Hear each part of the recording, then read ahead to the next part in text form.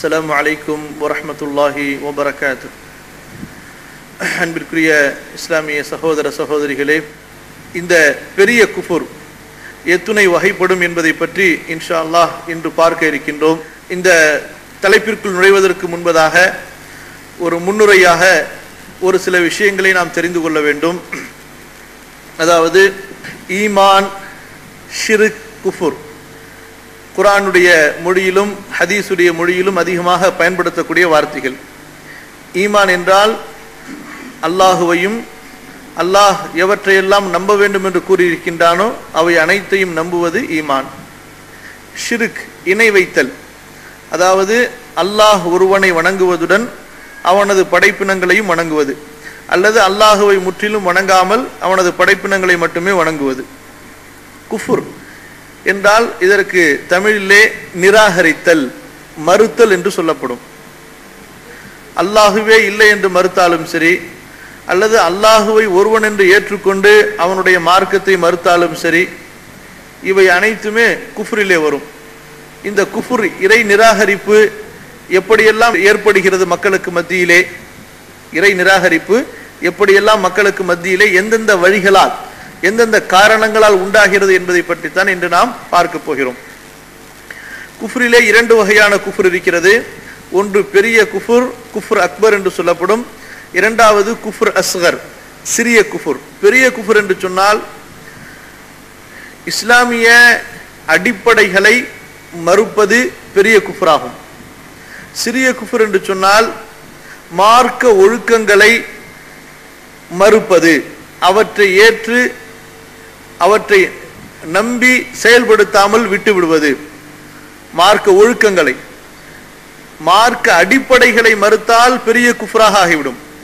மார்க்க ஒழுக்கங்களை எதன் மூலமாக ஒரு முழுமையான தூய்மையான முஸ்லிமாக ஆக முடியுமோ அந்த ஒழுக்கங்களை ஏற்க மறுத்தால் சிறிய குஃப்ராக ஆகும். மார்க்க அடிப்படைகளை ஏற்க மறுத்து விட்டால் பெரிய குஃப்ராக ஆகிவிடும். பெரிய குஃப்ருக்கும் சிறிய குஃப்ருக்கும் இடையிலே சட்டங்கள் ரீதியாக வேறுபாடுகள் இருக்கின்றன. பெரிய குஃபுர் ஒருவரின் மூலமாக நிகழ்ந்து விட்டால், அதாவது ஒருவர் பெரிய குஃபுருக்கு ஆளாகிவிட்டால் அவர் நிரந்தரமாக நரகத்தில் தங்கிவிடுவார்.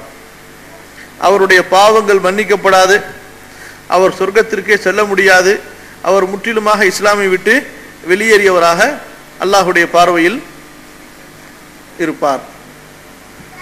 அவருக்கு சொர்க்கம் என்பது நிச்சயமாக கிடைக்காது. நரகத்தில் நுழைந்து விட்டால் நிரந்தரமாக நரகத்திலே அவர் தங்கி இருப்பார். சிறிய குஃபுர் என்பது அப்படி கிடையாது. அதாவது இஸ்லாமிய ஒழுக்கங்களை மறுப்பது. சிறிய குஃபுர் என்பது அல்லாஹ் நாடினால் அவரை தண்டனை இல்லாமலும் மன்னிக்கலாம், அல்லாஹ் நாடினால் தண்டனை கொடுத்து அவரை மன்னிக்கலாம். உள்ளத்தில் அவருக்கு ஈமான் என்பது இருக்கும், நம்பிக்கை என்பது இருக்கும். ஆனால் இந்த ஒழுக்கங்களை அவர் மறுத்ததின் காரணமாக அவர் சிறிய குஃப்ருக்கு ஆளாகிறார். இப்ப இந்த பெரிய குஃப்ருடைய வகைகள் எத்தனை, பெரிய குஃப்ருடைய வழிகள், எந்தெந்த காரணங்களால் பெரிய குஃப்ருக்கு மனிதன் ஆளாகிறான் என்று சொன்னால், குர்ஆன் ஹதீஸினுடைய ஆதாரங்களை ஆராய்ந்து மார்க்க அறிஞர்கள் பெரிய குஃப்ருடைய வகைகளாக 6 விஷயங்களை பிரிக்கின்றார்கள். 6 விஷயங்கள் பெரிய குஃப்ராக மார்க்கத்தினுடைய பார்வையிலே கணக்கெடுக்கப்படும். இந்த 6ல் எந்த ஒன்று ஒருவரிடம் இருக்குமோ அவர் காஃபிராக கருதப்படுவார். குஃப்ரன் அக்பர், பெரிய குஃபுர். அதாவது அவர் இறந்து விட்டால் அவருக்கு ஜனாசா தொழுகை கிடையாது, அவருடைய பாவங்களை அல்லாஹ் மன்னிக்க மாட்டான், நாளை மறுமையிலே நிரந்தரமாக அல்லாஹ் அவரை நரகத்திலே தள்ளிவிடுவான், சொர்க்கம் என்பது அவருக்கு கிடையாது. இதுல முதலாவது வழி என்னவென்றால், முதலாவது காரணம், இதற்கு அரபியிலே மார்க்கத்திலே குஃப்ரு தக்தீப் என்று சொல்வார்கள். குஃப்ரு தக்தீப். தக்தீப் என்றால் கذب யுகذிபு தக்தீபன், பொய்ப்பித்தல். அப்ப பொய்ப்பித்தல் என்று சொன்னால் ஒன்று உண்மை என்று தெரிந்து பொய்ப்பித்தல், அல்லது இந்த உண்மையை ஏற்காமலேயே பொய்ப்பித்தல், ரெண்டுமே அடங்கும். புரியுதுங்களா? ஒருத்தர், உதாரணத்துக்கு நீங்க 2 பேரும் பேசும் பொழுது உங்க 2 பேர்ல ஒருத்தர் மற்றவங்க பேசுறத மறுக்கிறீங்க. இப்ப இந்த மறுத்தல் என்பது அவர் பேசுறது உண்மைன்னு தெரிஞ்சு ஏற்க மறுக்கலாம். நீ உண்மைன்னு தெரியும், அவர் சொல்றது உண்மைன்னு தெரியும், இருந்தாலும் நீ சொல்றது பொய்ன்னு சொல்றது பிடிவாதத்துக்காக குஃப்ரு தக்தீப். இன்னொன்று, இவருக்கு அதனுடைய அறிவு இல்லாமல் அதை பற்றி தெரிந்து கொள்ள முயற்சிக்காமல், இல்ல நான் சொல்றதை ஏத்துக்க மாட்டேன், நீ பொய் பேசுற என்பதாக மறுப்பது. இதுக்கு பேர் குஃப்ரு தக்தீப் என்று சொல்லுவாங்க. இப்ப மார்க்கத்திலையும் இப்படியும் சிலர் காஃபிராக ஆகிறார்கள் பொய்ப்பித்தலின் மூலமாக. இந்த பொய்ப்பித்தல் என்பது இது குஃபுர்.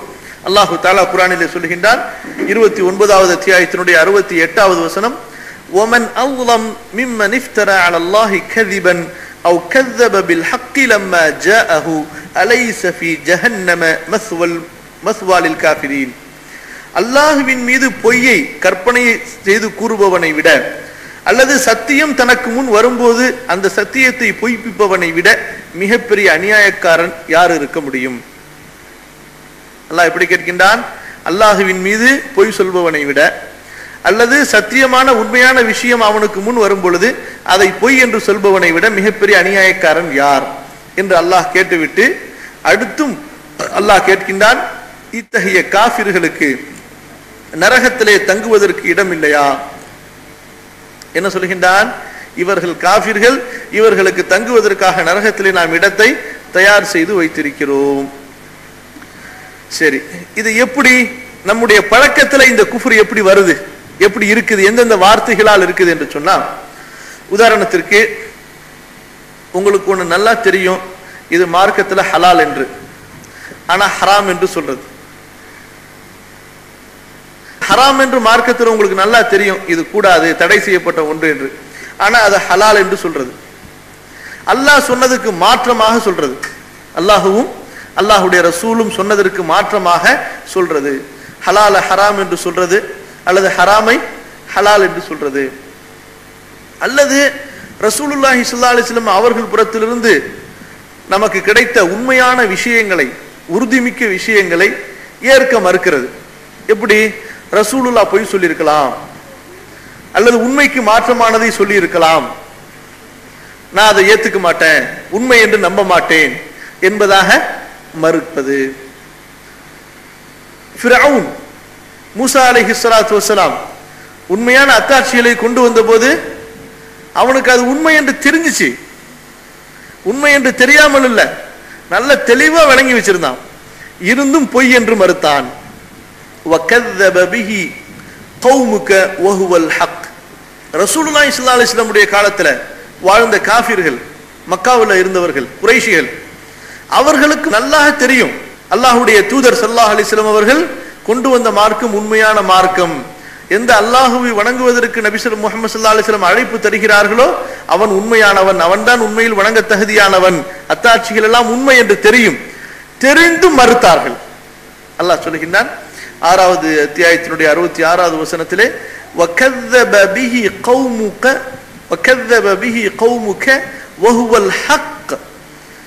உண்மை என்று தெரிந்தும் உமது சமுதாயம் அதை பொய்ப்பித்தார்கள்.